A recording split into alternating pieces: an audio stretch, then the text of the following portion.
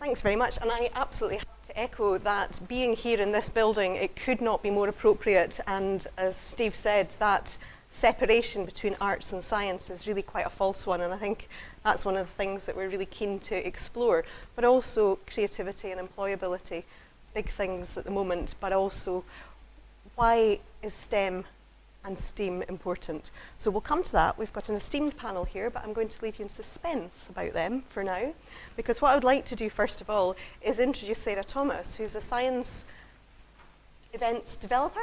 Is it science events or just events? Just events. Just events, an events developer with the International Science Festival. So I'm going to welcome Sarah over, and then we'll have a chat with our panel. So welcome, Sarah. Thank you.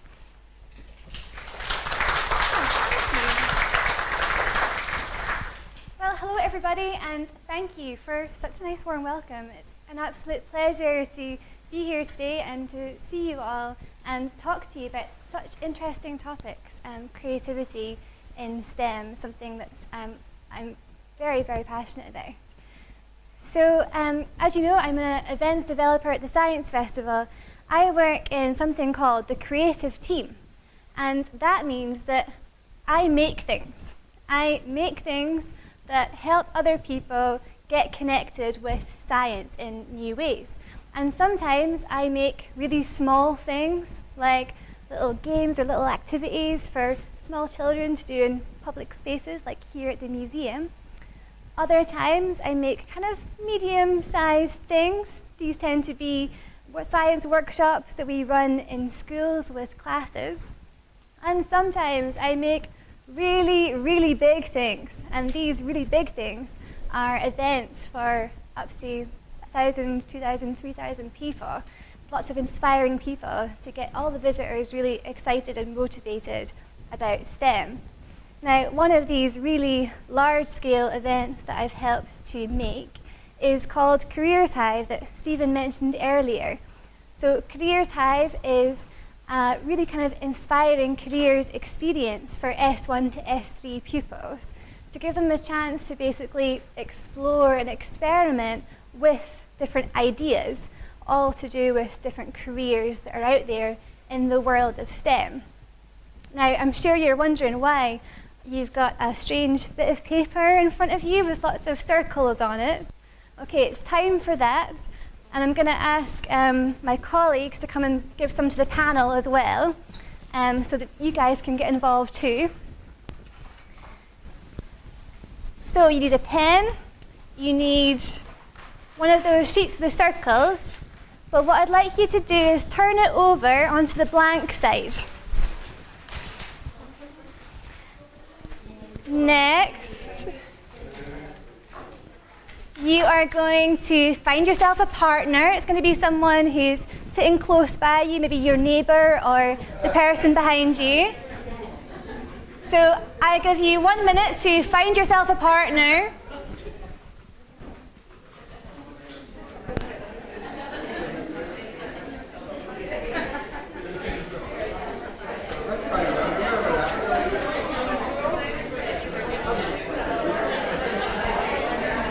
I'll take one too, Joe, just to spare. Thank you. Thank you. Does everyone have a partner? Hands up if you don't have a partner yet. Everyone got a partner? Great. Now I would like you to take a really good long look at your partner.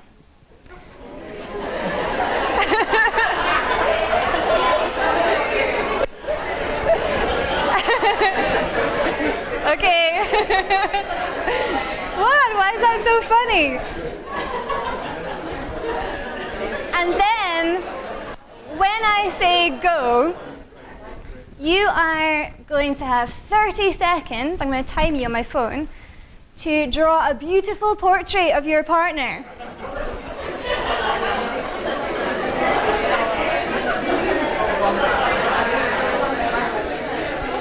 Don't start yet, don't start yet. Okay, pens at the ready. Your time starts now.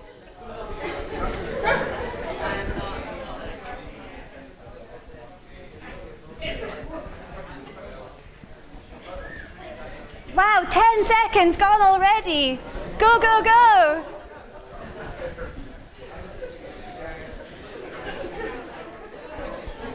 20 seconds. 5, 4, 3, 2, 1, and stop. Pens down. And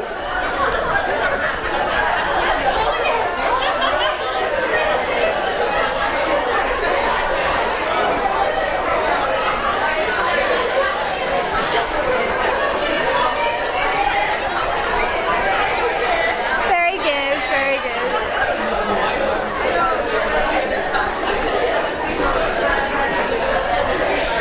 Okay. Okay. So I can hear lots of laughter, a few sorries, but no, that's okay, that's okay. That's a very typical response for adults and also young adults as well. So basically, we care what is thought of us, right? And when we are sharing our ideas, we can sometimes feel a little bit of sense of judgment, and that's actually where this kind of laughter and a little bit of secondhand embarrassment comes from, is from this like sharing your ideas with somebody else straight away and really quickly. If we were to do this activity with very young children, they'd be proudly showing off their portraits to everybody who'll look at it. You know, it's completely different. This is definitely something that we develop as we grow up. And why is this important in terms of creativity and careers conversations? Well, we want these young people to be sharing our ideas with them about what they're thinking about when they're making these decisions. We don't want them to feel judged or worried about sharing all their thoughts with us. And we want them to share all of their ideas, even the ones that they're not too sure about just yet. They're just a seed of an idea that they've not quite finished yet. And that's something that we really care about at Careers Hive, is like sharing these ideas. And I think it's honestly our responsibility to create an environment where the young people feel comfortable with doing that. Now, I'm going to get you to turn your bit of paper over onto the circle side. Now, at the Science Festival, we're an organisation that's about 50-50 of the people are from an arts background, and the rest of us are from a science background. And what happens when you have these kind of like cross-pollinations of groups together, it's kind of like sharing of like best practice and ideas. And something that I love about the Science Festival is the way that we use warm-ups, like what you would see in drama workshops, to kind of break the ice with classes of kids, or to warm up our voices and our bodies ready for doing presentations and things. So just now I'm going to do a creativity warm-up with you. Now, these things are because basically sometimes it's really hard when someone just points at you and says, right, be creative, have an idea. You know, if I was to pick one of you, who shall I pick? Okay, you make eye contact, I'll pick you, right? If I just say to you, okay, I need an idea for a name of a dinosaur that I've just found. What shall I call it? Yes! A round of applause for that. Great. That was amazing. Okay, bad example. The rest of us normal humans find it really hard to just think of things like that on the spot. So we're going to sort of warm up the creative parts of our brains. I'm going to get you to do an exercise where in a very short space of time, I'll give you about 1 minute. I want you to fill these circles with as many doodles that use a circle as possible. And you've got 20, so that's about 3 doodles a second. No, 3 seconds a doodle. And your doodle can be things, you know, when you take a shape and you adapt it into a picture. So it could be like a smiley face, or round-shaped foods like pizzas, or the planet Earth, all these things, right? And the aim of the exercise is to fill as many of these circles as you can in 1 minute. So pens at the ready. 3, 2, 1, go.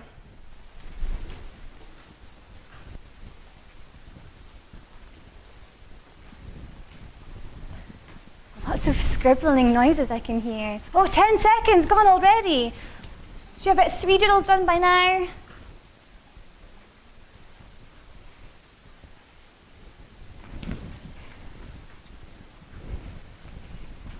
Okay, we're halfway, keep going.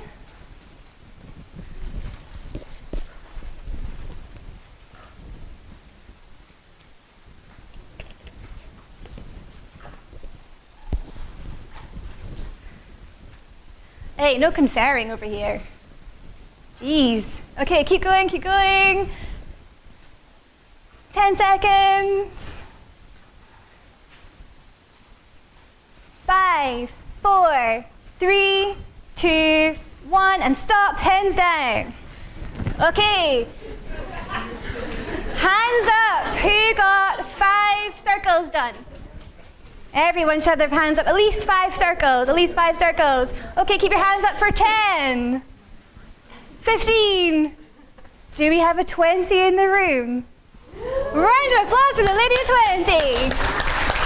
Woohoo! Okay, what is this about now? Okay, so this creative warm-up is an exercise in generating ideas really, really fast. Now, did anyone take inspiration from something I said, like the examples, like pizza or happy face? Well done you, that's exactly the point. I'm not looking for like super original, witty and clever things here. It's just doing it as fast as possible. Did anyone have a variation on a theme, like a face, like sad face, smiley face? Yeah, some over here. Yeah, that's exactly what we're looking for with these types of exercises. Now, the reason why we can sometimes find this kind of thing difficult is because when we're going through a brainstorming process, we sometimes are guilty of kind of self-editing. So we have lots of ideas in our heads, but we choose maybe the things we think are top 2 or 3 to say out loud. And the self-editing is not necessarily a good thing, especially in terms of talking about careers ideas. We want to hear all of the ideas, and not necessarily just the ones that the students think are most original or impressive or the kind of things that we want to hear. And the self-editing, it can also be a little bit of a hindrance to creativity as well. We want to hear the wild, wacky, completely impractical things as well. And in terms of careers ideas, something that we talk about at Careers Hive is broadening out our ideas and broadening out our opportunities, to not close doors early and keep your options open. And this is like exactly what these kinds of activities can do. It's actually something that we do at Careers Hive, is creativity warm-ups as part of their experience. Now, your final thing, I would like you to fold your paper into a nice paper airplane.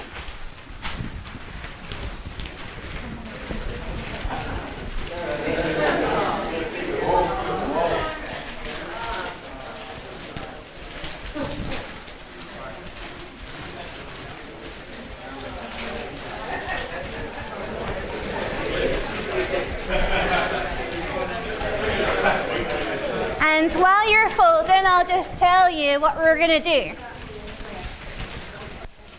So, I'm going to get everybody at the same time to throw their airplane towards the panel. I'll get you to cover your eyes, right? Towards the panel. And your aim is to throw it as far as you can to the front, even if you're at the back. Try and get your paper airplane all the way to the front, okay? And I have one rule, one safety rule. So a little bit of silence while I tell you the very important safety rule. That is, don't look back, okay? So just face forward, and the panel are going to like shield their eyes a little bit. And I'm going to join you. I'm going to take a video of this as well. So are you ready? 3, 2, 1, go! Woo!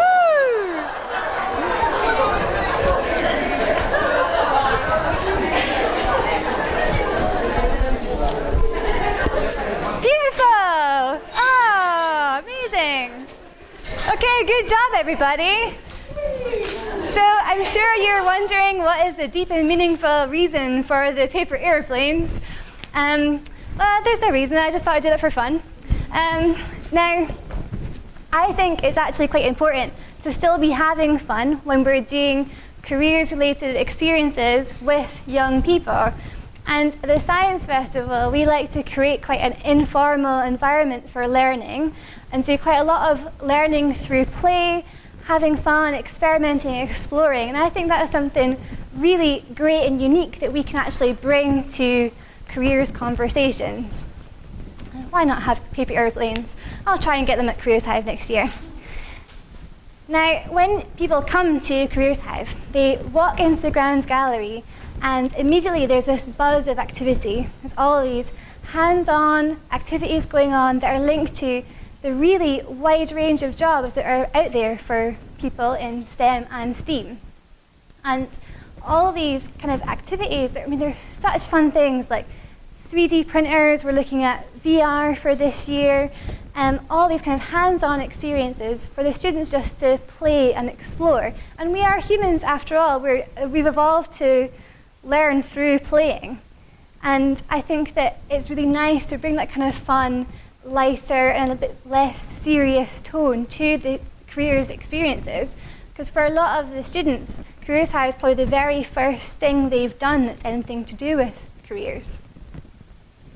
And that's kind of the approach that the Science Festival takes to our education programs and things like the festival and stuff as well. Now, I'm almost at the end of my time with you today, and then I'm going to be joining the panel as well. The final thing I'm going to tell you is about the context that we use at Careers Hive. So at Careers Hive, we talk about STEM and STEAM as a value-based careers choice. We don't talk about all the money you can earn if you do chemistry and things like that. It's actually about finding the value in doing something that you're passionate about and that's meaningful to you. So we talk about all the challenges that are facing Scotland and the rest of the world right now. And these could be things like finding enough food for everybody to eat, or trying to source new ways to get alternative energies in Scotland. All these things require a creative solution to them.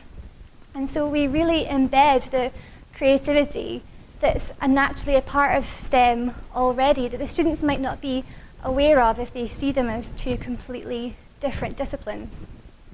And the final thing I'm going to say is our sort of core message at Careers Hive is that everybody, no matter what their gender is, their background, their ethnicity, or their attainment level, or if they're ex-teachers or anything like that, everybody has a role to play in building a better world for us and a better world for Scotland. And there is a place in STEM and in STEAM for everybody. Thank you.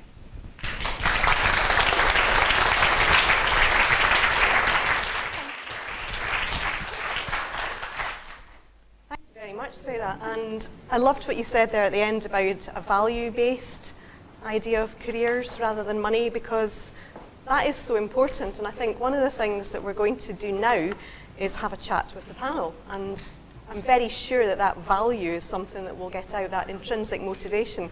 Why do we get up in the morning? Why do we do what we do?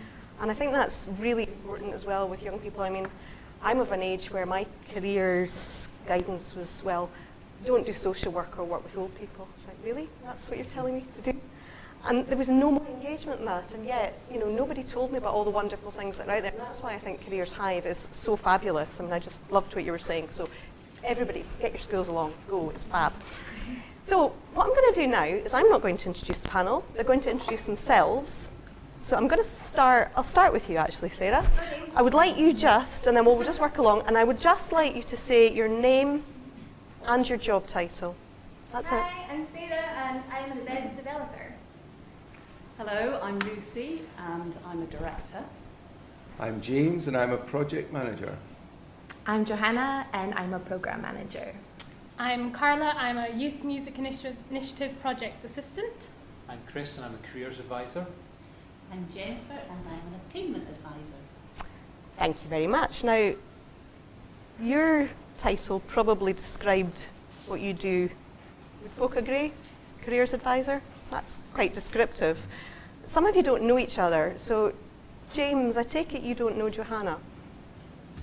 Other side of you. I definitely don't know her. Excellent. No, yeah. Johanna, can you say again what your job title is?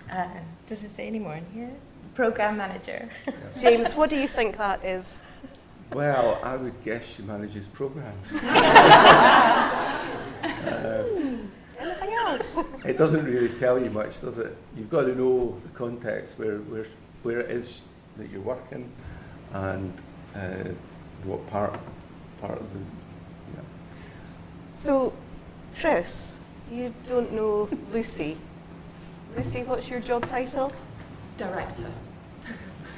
So again, it could be director of anything. A large company, a small company, work for yourself, could be lots of different things. Yeah.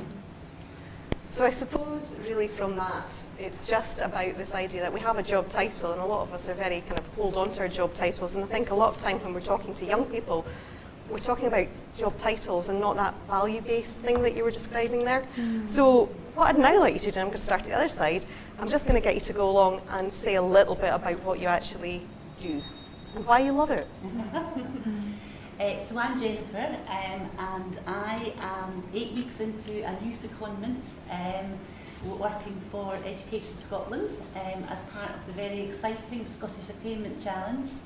So what I'm actually doing is working with the 8 primary schools and 4 secondary schools in Edinburgh who are in the most, who have the most disadvantaged children. So they all have one thing in common, and that is that they have more than 70% of children living in SIMD 1 and 2, basically living in the most disadvantaged households. And my job is to work alongside the schools, working alongside the staff in those schools, looking really closely at how we raise attainment for those children and young people, and looking at specifically at literacy, at numeracy, and health and well-being. But we're obviously also looking at employability, and it is absolutely fascinating. And I don't think I have ever learned so many new skills in such a short, concentrated period of time as I have over the last 8 weeks, and it has been absolutely exhilarating. And I bet when you were a wee girl at school, that was what you always wanted to be. Chris. Yes, so my name is Chris. I'm a careers advisor. I'm working at the museum just now. I'm on secondment, been here for the past year or so, trying to embed a careers element into the museum's training programs or education programs we currently do.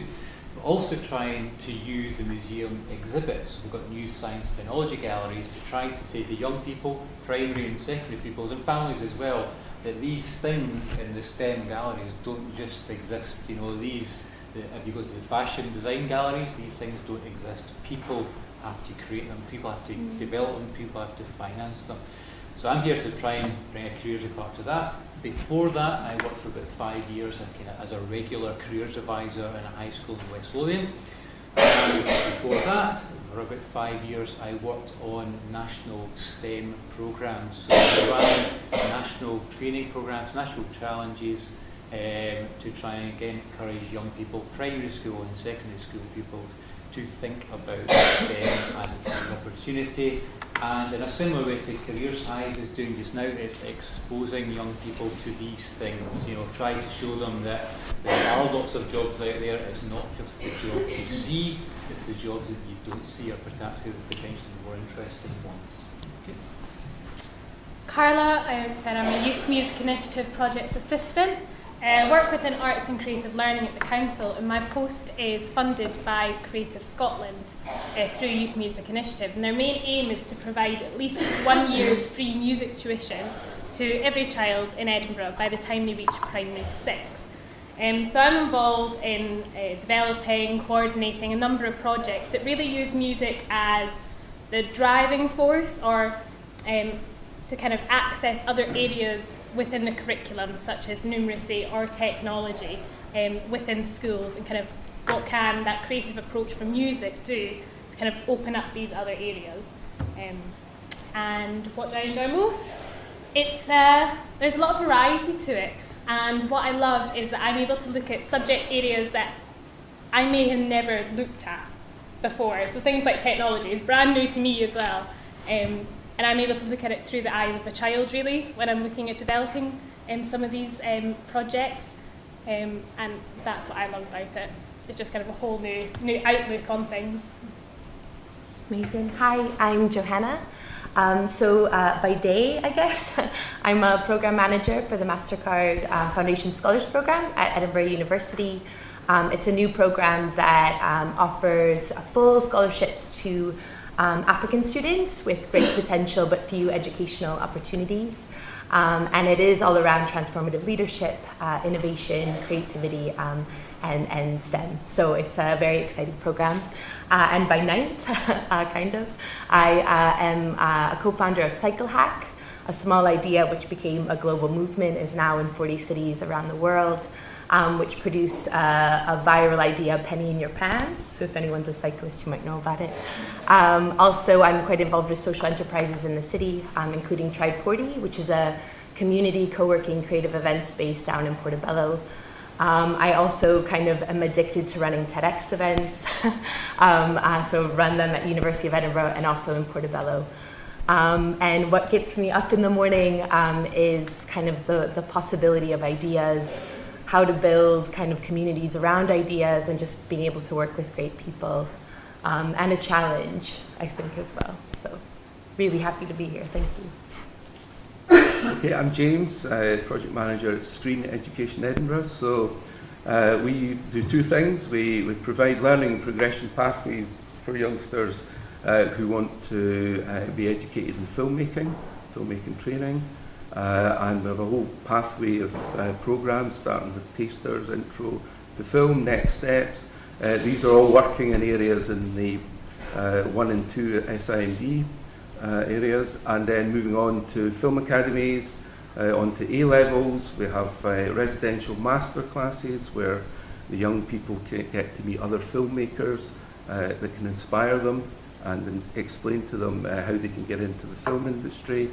We then provide internships, working for film production companies. We provide traineeships within the organisation, which are work placements, which are paid.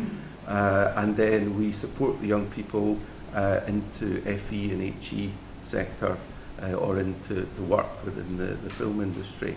And then the other thing that we do is that we provide creative learning programmes for young people who are perhaps have attention deficit issues, or basically young people that have certain issues, or may be vulnerable, or they may be there may be a possibility of them going into crime, that sort of thing. And what we do is we use filmmaking as a tool to increase their communication ability, use filmmaking as a tool to increase their teamwork, and give them the sense that they give a sense of self, give them a voice, improve their levels of self-esteem, so that if they get into a problem, they don't resort to violence, but they actually use their words to resolve that problem. And in terms of what makes the job worthwhile is when you see a young person and they're all shy and they're non-communicative, they don't have any self-esteem, and then three years later they're off to university. So my role is to lead the work of the Scottish Drama Training Network, and the network is the 17 colleges, further education colleges and higher education institutions across the whole of Scotland that deliver practice-based drama training. That's kind of the in front of the camera side of things, as a shorthand way of describing it, in subjects of film, theatre, television and radio. So we're a small team, and we're based in Glasgow, but as I say, we work across the whole of Scotland. And our work is very much about working with the colleges to kind of add value to the work, to the learning that's taking place in the colleges, and very much looking at career pathways, graduate pathways once people have had the training. And the things that I find so rewarding and fascinating about work is, I suppose for me, I've had a career working in theatre and also in education. So this job actually provides a way of bridging the work that I've done in learning and in education over the years with working with industry. So it's about creating opportunities, and it's so important for young people to be able to find out before they go into training, but also once they have actually taken part in the training, what those career pathways are. Thank you. And for me, I'm Sarah, I'm Nathan's. You know how I feel already. And I'll just tell you why I love it. So I love it because I had no idea you could have a job that was so creative in science or whatever. And I get to reflect all those skills, all those muscles that I have over the years. And I love it that I get so excited about science myself. And I work with all these amazing creative people. And we always geek out together. It's great. All kinds of really just cool stuff, playing with VR or 3D printer or building wooden dinosaur. It's just so joyful. And then the other side of it is when I actually get to go out and meet people and show them the things that we've made and see, it doesn't matter if they're old or young, their reactions to it are just beautiful and so meaningful actually to see the kind of like wonder, excitement in them as well. It's such a good feeling. Thank you very much. I mean, the point of having such a varied range of people talking about what they do was really to just, it's fascinating for me, but it's also to bring to life. We have in a new Higios 4 where there's an indicator around creativity and employability, and it's really important to bring that to life. It's really important that what does that turn into? It's not just a kind of, well, we're going to do X, Y, and Z and we need to do it, but why do we need to do it and what does it turn into and what are the passions around that? So I think that was absolutely fascinating. How many of you are scientists? Just the one. How many of you are artists? How many of you are not sure? I think that's also really interesting when we kind of open this out and talk a bit more about STEM and STEAM as well, because as Steve said earlier, that division between arts and sciences just feels very, very weird. Is science not about explaining the world, and is art not about explaining the world and making it real and bringing it to life? So what I'd like to do now, and I'm not going to just ask questions of all of the panel, and we do want to involve you as well, but what I'm going to do now is I'm going to pick on someone, and I'm not quite sure who yet. I'm going to pick on you, because you looked at me. Yeah, you. Johanna, it's definitely you. Wait, me? No, you, Johanna. Oh, right. Yeah. I was like, I'd love you to tell me. I know, I could see you were doing that. Sorry. I'd love you to tell us who or what, at any point in your school years, so up to the age of about 18, but not necessarily at school, but who or what inspired you in some way that's led you to where you are today? It might be quite circuitous, but was there something or someone that inspired you around? I thought about this question. You actually. did? So this, I think it was. It's a really good question. I actually, I wasn't a very good student. Can I say that now?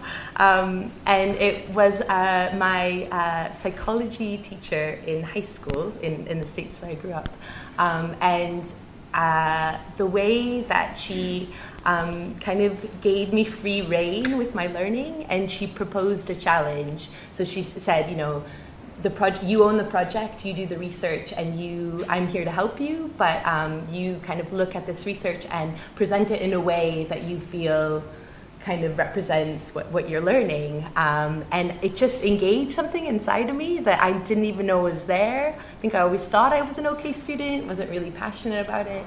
But the fact that she trusted me and had faith in me, and I ended up using technology in a way that I didn't even think about. I remember thinking, never once did I think, I can't do this, but it was just all about being able to tell someone the story about this research that I was doing as a high school student. So I think there was something about it being like problem-based, and that it wasn't about the skills I was developing, but it was about the end product and kind of telling that story. So I'll never forget that, and I think that's a theme that has come up at university and in other occasions. But I think it's someone had faith in me and kind of gave me support, but just allowed me to be messy a little bit. Well, we like a bit of mess. Yeah, exactly. And I'll just never forget how inspiring that was. And I think I remember my parents like being like, "Oh, like she's gonna be okay." But I would say that was definitely a really instrumental point for me. Jennifer, can I ask you the same question? Well, for me it was Margaret Bateman, who lives in Kelso.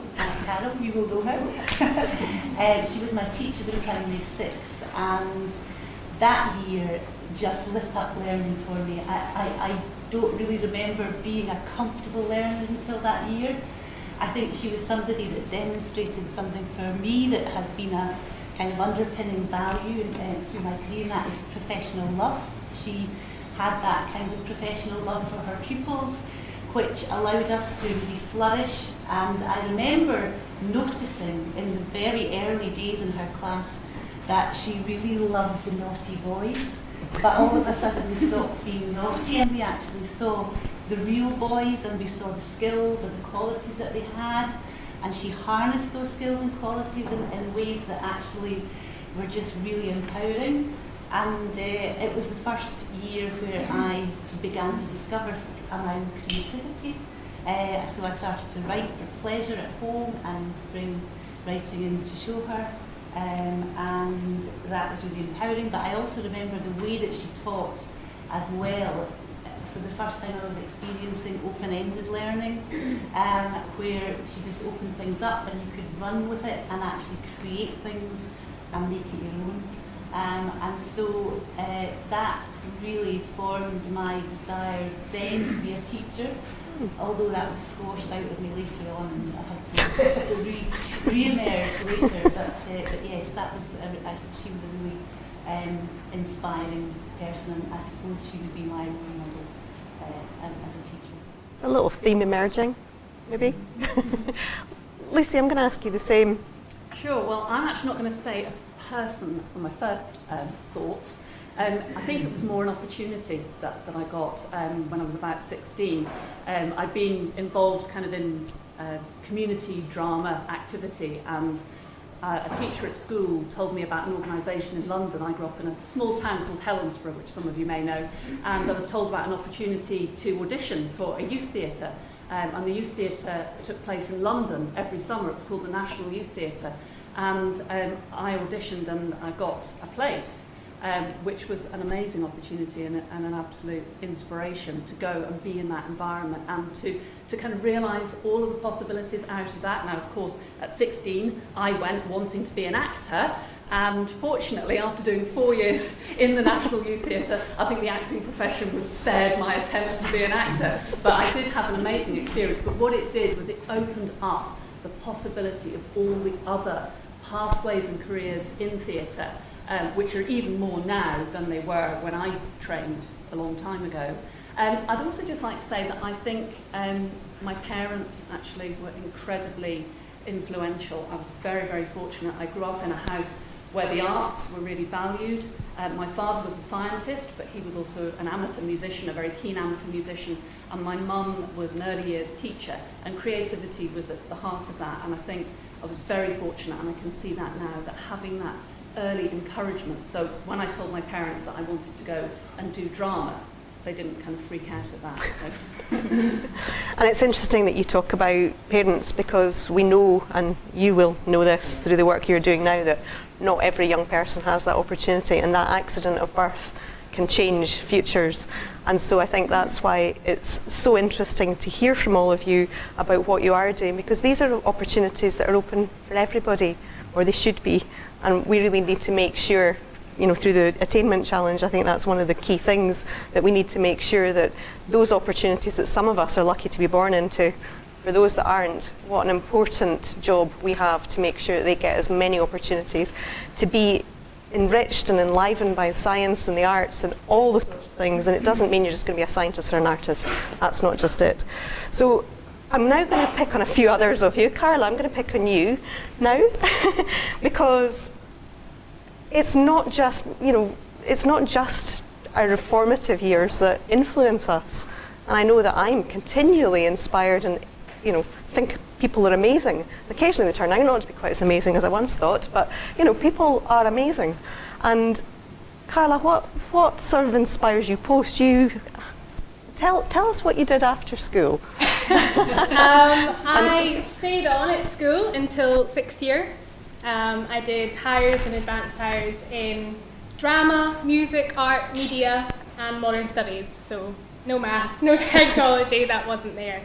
And I was very much swayed by a careers advisor at the time to go down the route of social science. That the arts, you could either be an actor or a musician, and that was it. I wasn't made aware of any other career choices. So I went to university and did criminology for 2 years. After 2 years, I thought, my heart is not in this. But I was very active in a drama society at the time, and that really kept me going. And so I decided to take a year out, and I went off and I did a year's drama course through in Glasgow, RCS, and I also worked at Mary King's Close being a tour guide, so getting to use that acting prowess that I had, and I loved it. And whilst I was during that year, I saw an advert for a modern apprentice. It was a creative modern apprentice at Edinburgh Council, and I applied and I thought, I can see myself doing this. Everything that I love is kind of in this job, and will allow me to explore it more and kind of see what options are out there. So I applied. It was with Arts and Creative Learning, and I got the job, and I was very lucky to have got the job. And I've been there ever since, just kind of honing my skills and knowledge in the arts and in education, and then applied for the YMI post, which I've been in for a year and a half now. And through that, it makes you think about your own learning as well, I think, doing these kind of jobs, and seeing, I've definitely had my eyes open to jobs that are available to me. And I'm not going to squash the 2 years that I did at university. So I'm now finishing my degree with Open University at the same time as working. I'm in my last year, and I think having the degree hopefully at the end of next year alongside the work experience that I've got will kind of hold me in really good stead for future jobs. And just very lucky to have almost, I think, fallen into the job that I've got. That to have made that kind of work for me. You haven't quite fallen into it. You did have to do an interview, and you were the best person. So there you go. It's really interesting about that continuum about being inspired. So, James, who still inspires you? Well, who still inspires me? Tell us you're still inspired. David Lynch, filmmaker. He inspires me because of his Freudian vision, and sorry, I can't come up with any pedagogical. It's all right. You're just allowed to be inspired. Well, I'm inspired by lots of filmmakers. Actually, I love stories. So I like. I mean, Sergei Eisenstein inspires me in the sense that he was able to tell a story by using different shots. So he invented montage, so he's inspirational. Fellini, Bergman, all these people. It's all film, because I'm a film person. You're a film person. Chris, what's your background? I know you're careers advisor, but you were STEM before that? Yes, certainly. I should say one of the first things you learn to do when you become a careers advisor is defend being a careers advisor. we get a lot. In the olden days, the careers advisor would tell you things, but nowadays, certainly in Scotland, the careers advisor does not tell you you will be this, you will be that. Careers guidance in school is very much working from S1, sometimes S7, primary 7 upwards. To try and help you manage your career and give you the skills to manage your career. Sure, your first destination is important when you leave school, but we try and let them know that you'll get made redundant, you'll move house, you'll change your mind, you grow older, you learn new things. But to answer your question, one of the things you study as part of your postgrad in careers guidance is lots of theory, lots of it is nonsense, as it always is, you know. But one of the things that I find most valuable is a thing called is planned happenstance. It's a theory to do with careers guidance, where you put yourself in positions where chance kind of comes upon you. Okay, so there's my career. I left university. It was a business degree. Don't know why I did that. It was a degree to do, and myself and one other saw an opportunity to try and help small businesses recruit graduates. Lots of graduates went onto the milk round with big companies, but as we all know, the big companies are all only a small proportion of employers. So we set up a company to recruit graduates for small businesses. Did that for like 5 years, and within that time, got a bit bored of it. We're doing it, it was going well, but we started to do voluntary work with schools to do with career stuff to the small businesses. So the opportunity became available, we kind of wound that organisation up, and the opportunity became available to work with schools in Careers Scotland back then.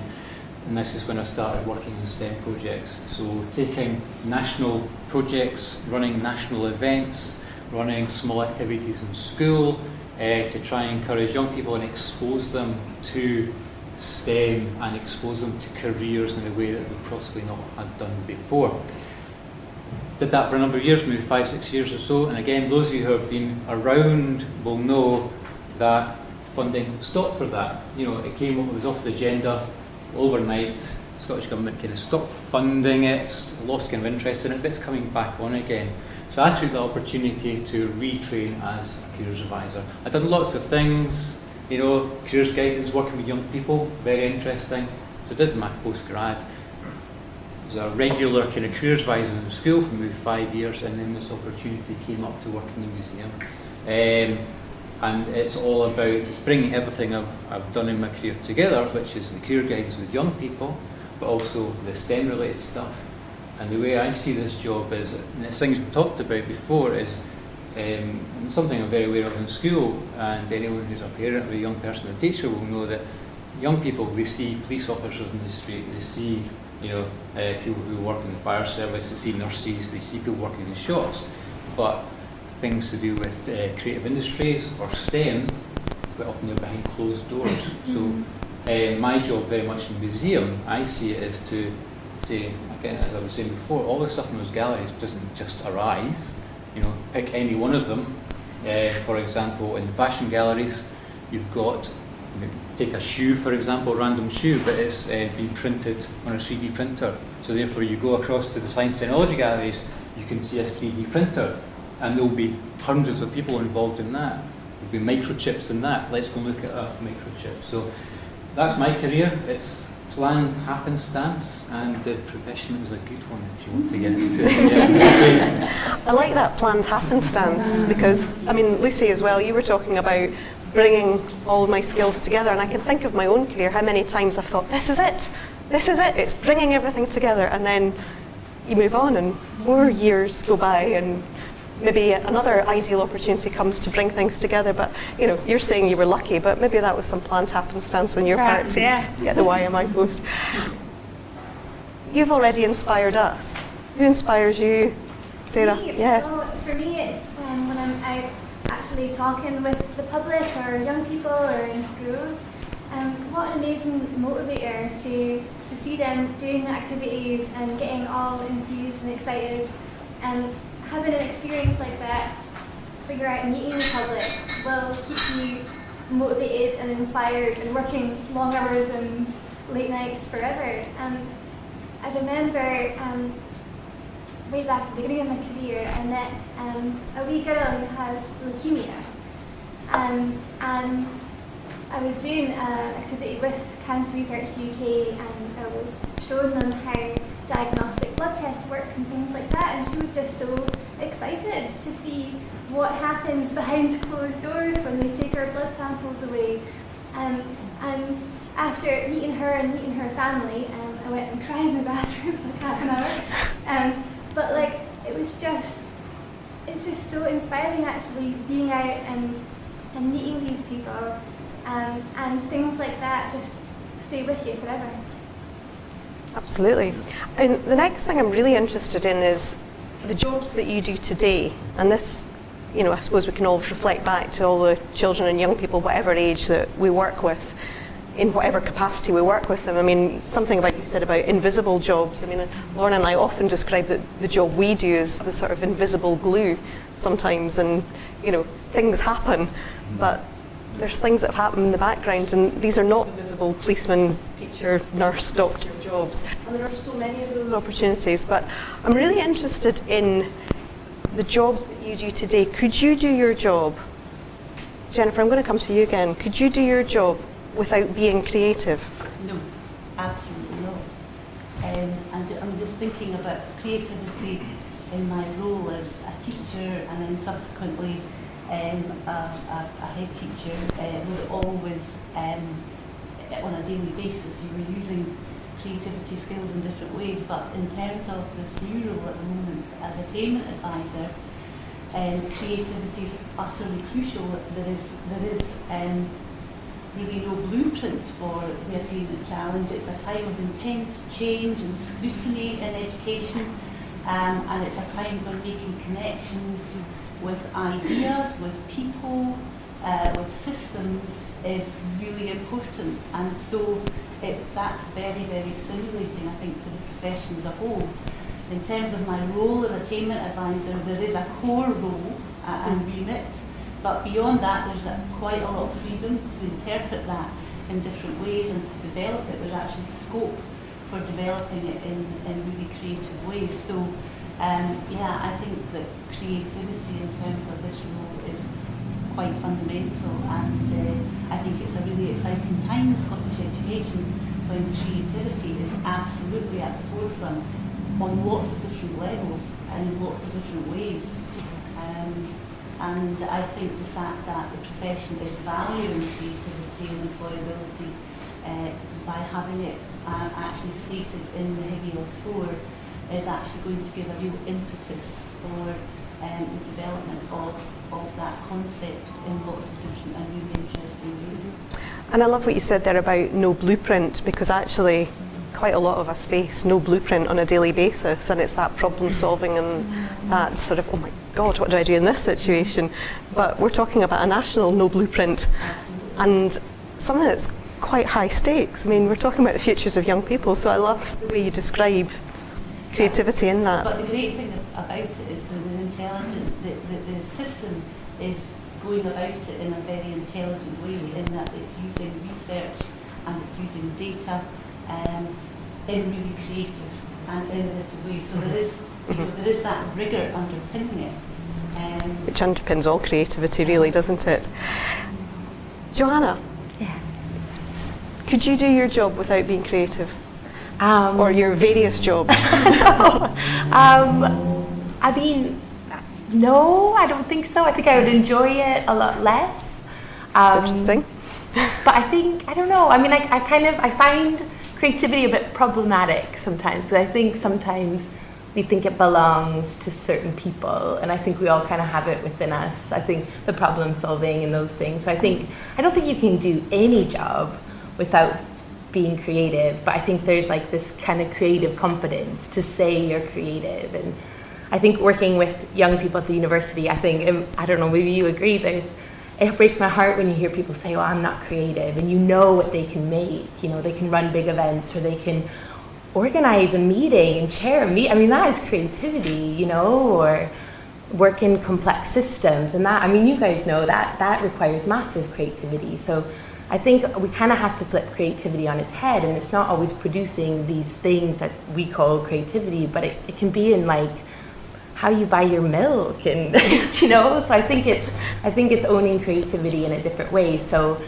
I think I definitely need it as part of my job, and I enjoy that, but I think everybody practices it in some way. Absolutely, yeah, thank you. We were also just thinking about the idea of, lots of young people. We, in my team, have quite a lot of young people coming into the team and working with us.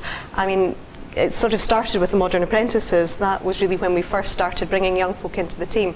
But after that, and since then, and really as part of that experience, because I felt it was brilliant for the team having a couple of young folk there and just enlivening things a bit, but it also made me realise that we have opportunities that we can give back.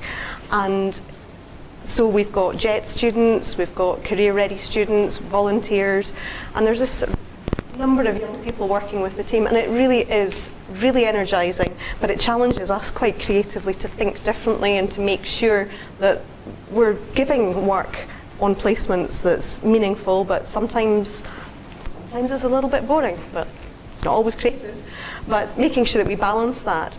So really interested, how many of you are involved in recruitment? 3 of you.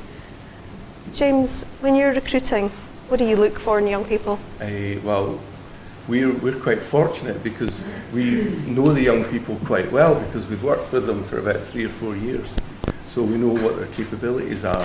And yeah, creativity is what we're looking for in youngsters, and we're looking for people that can think laterally, young people that are resilient, they can take knockbacks, they can find ways of getting the job done.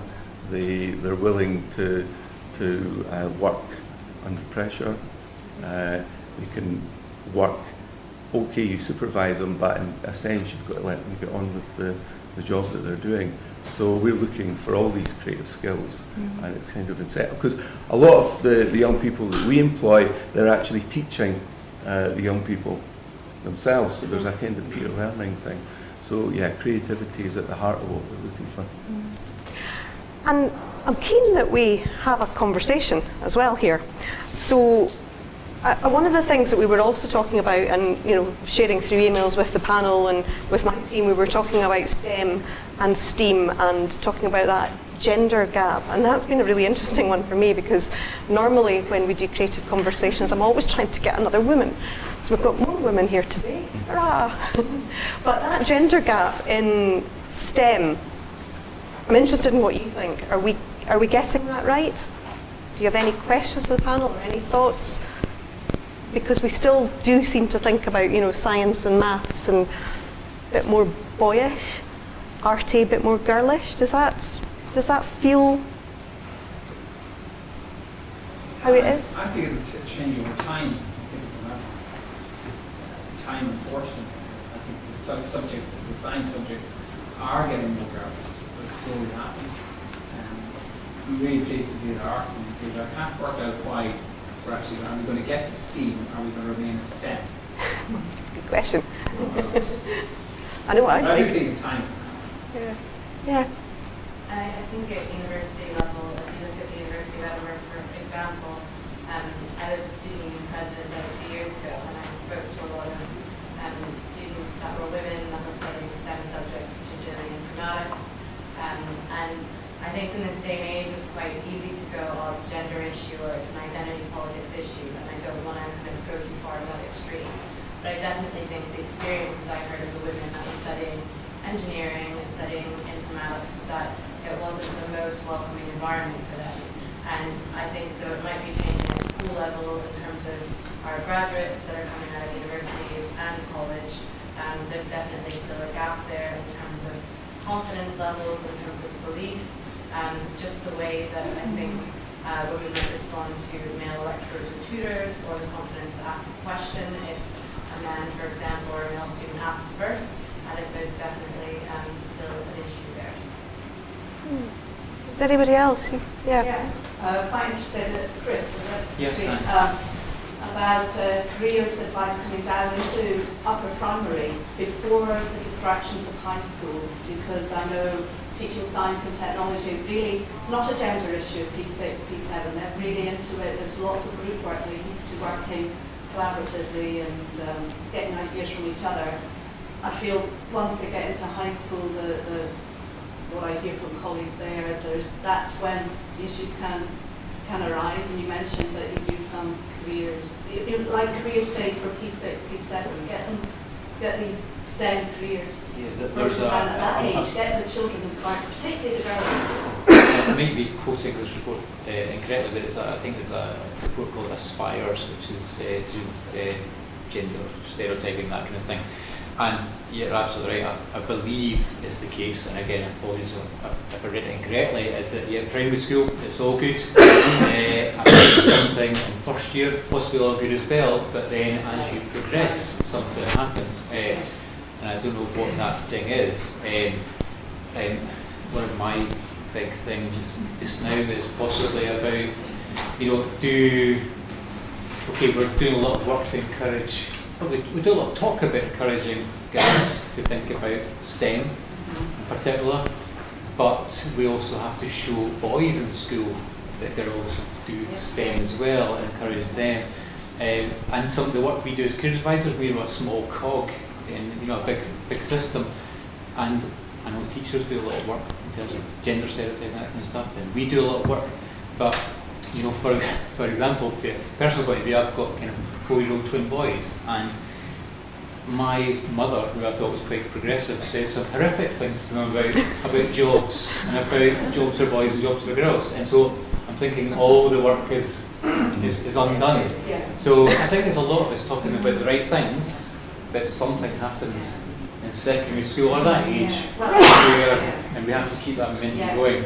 But it's a big shift at any turn around. Lucy, you I just wanted to add in in that I was thinking about STEM subjects in the creative industries, and I was just thinking about, I guess I've had a lot of experience of working in theatre, so I'm thinking about the technology subjects that are in theatre. So you've got technical theatre and design, and then obviously in film and television there's all the technical roles. And I wonder if actually the gender balance is maybe a little bit more even in those jobs. Certainly in theatre, I can think of a number of technicians who are female and designers as well. So it's maybe within the creative industries there are some pathways that people are following. And I suppose that gets me back to the point you were making. When do we move from STEM to STEAM? And I wonder what people think. Does the idea of STEAM, and if we're thinking that actually arts and sciences explain the world, does the idea of STEAM maybe help in any way? I wonder, does anybody have any thoughts on that? Yeah. Well, I'm a great advocate for interdisciplinary learning as long as it's well founded in disciplines. So I see STEM as STEAM is fine, but I think there's a lot more going on in the world, and the world connects up in fascinating interdisciplinary ways, and we have to perhaps think wider even than STEAM. I would absolutely agree. Yeah, because actually, then you've got everything. So what do you call that? We call it solutioning education. Okay, that's good. I've read about something about Finland, of course. This week has announced that they're getting rid of subjects, and that's what you were doing. We have an argument about this, but that's great. But I wonder, because we break it down into, we block things and we put them in barriers, and we put barriers between them, and we could go right towards solutioning education about setting a challenge, a problem like we do in primary schools, rather than saying you're learning a subject, you're learning how to solve a problem, and you have to give you more of the subjects there. And I think you break it down to subject too quickly, too soon. Yeah. Did I see? There still is that problem in primary education. I've been talking to my class teachers and my head teacher of primary school, and they still feel that they compartmentalise things, and we still refer to subjects being taught discreetly. So it's not gone away. We've just prettied it up a little bit, as we like to do with glitter and sparkly things, and But I think it depends on the teachers. Absolutely how much depends. autonomy a teacher has, or feel they have. Some teachers have autonomy, some teachers don't have. yeah, and we've certainly had that debate, about. It's just giving your teachers the confidence to do that, and you as a manager saying to them, I absolutely agree, because I know the value of this, I know what the children are gaining from it, and it's that point of presenting them with a problem and not giving them the solution. I think we're still quite guilty of doing that, so that's all we can absolutely move away from the natural and the alternative. Another point I'd like to make is that it's to do with creativity, is that we tend to constrain ourselves too much within these disciplines. And sorry, I've got so much going on. Talk amongst yourselves. That young people do not have enough control over their own learning. And we run a course at the university, and other courses very similar running elsewhere, where students finally, when we get to final year, are allowed to create their own learning. and do projects with people outside the university. And they suddenly discover themselves.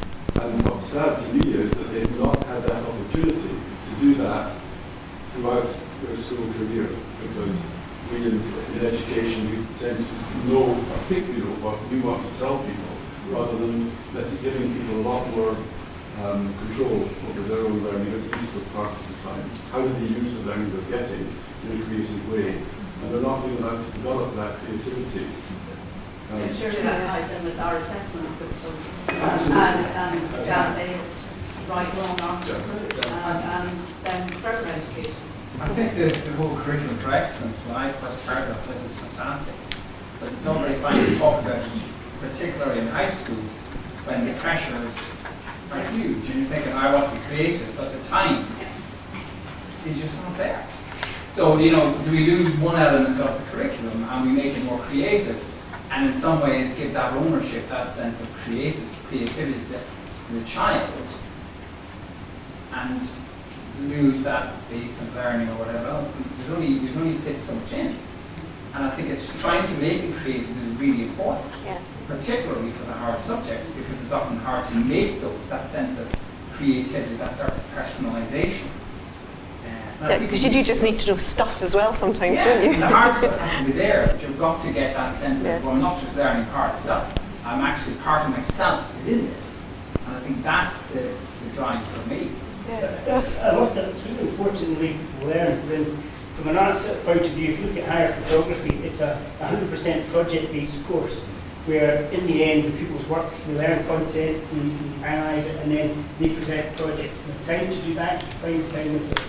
Advanced Higher Art Design project-based course, no exams, it's about people working through their own ideas, and you actually see people develop really better skills and actually having to collaborate and having time to go off and do other things, life drawing, working with John Byrne Award and stuff like that, all within the school. So at the end of it, they have their project, but they also learn an awful lot through it. And I always wonder why other subjects can't use project-based learning as a way, instead of just like maths, 100% exams. At the end of it, and that's, I think it's a way of focusing your learning that will determine whether you'll be creative or not. People are talking about the assessment system, but it's also the way it's taught as well. And I mean, I would love to see some people in STEM subjects, taking on bravely a project-based approach to learning rather than just teaching to the exam. Which the pressure to do that from parents and from kids and getting results is huge. But it's a lot easier in art design to do that than it is in STEM subjects. And that's where creativity gets a hammer. That has to, the drive for that has to come from not just the school, the government has to be. Well, let's go tell them. Assessment is only as important as the child's education and the creativity that you develop within the child. And I think it has to come from there. So there's a pressure to get exams for universities. We have to accept that's there. It is, and I guess we'd have sorted it by now if it was easy. But what was really But what was really interesting right at the beginning was when we talked just right at the very beginning about who or what inspired you, and I think people were saying things like open-ended learning and being trusted, and there's something about what you were saying around that. And somehow you're right, we need to get the knowledge. Children and young people need to learn things, but they also need to develop skills and have those opportunities to have that open-ended. And it makes a difference. It makes a difference to the career pathways that we choose or fall into or happen, what's the word? Planned happenstance. So on the subject of planned happenstance, it just so happens there is some wine outside. And I think it would be really great. Can I just say thank you so much to Sarah and the panel, and to you.